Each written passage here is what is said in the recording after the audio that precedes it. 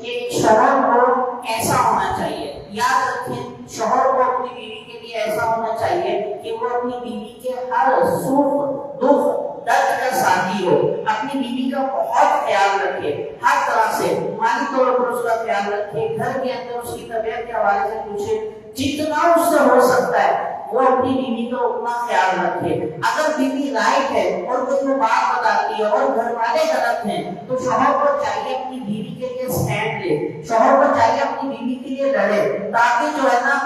جو عدل ہے نا وہ قائم کر سکے۔ کیونکہ اللہ تبارک و تعالیٰ کے محبوب نے فرمایا کہ بندے کا گھر کے اندر سب سے اچھا ہونا اس کے لیے سب سے زیادہ فائدہ مند ہے۔ اگر آپ گھر میں عدل قائم نہیں کریں گے نا تو یاد رکھیں آپ کی اولاد کو اس کا بہت برا امپیکٹ پڑے گا۔ تو اس لیے اپنی بیوی کا خوب خیال رکھیں، اپنی بیوی کے ساتھ حسن سلوک کریں، اپنی بیوی کو آپ اس طریقے سے گائیڈ کریں، اس طرح سوچیں کہ جس طرح آپ اپنی بیٹی کے بارے میں سوچتے ہیں۔ دیکھیں جب آپ اپنی بیوی کا خیال رکھیں گے، اپنی بیوی کے ساتھ حسن سلوک رکھیں گے، اس کو ہر طریقے سے اس کی پریشانی کو دور کریں گے جو رائٹ طریقے سے بتایا گیا ہے، تو آپ کی بیٹی کی جس سے شادی ہوگی اللہ تبارک و تعالیٰ اس کے شوہر میں بھی یہ ذوق عطا فرما دے گا کہ وہ بھی آپ کی بیٹی کا خیال رکھے گا۔ اگر آپ چاہتے ہیں کہ آپ کی بیٹی کا کوئی خیال رکھے، آپ کی بیٹی کے ساتھ کوئی زیادتی نہ کرے، تو آپ بھی اپنی بیوی کے ساتھ زیادتی نہ کرے، کیونکہ یہ بھی کسی کی بیٹی ہے۔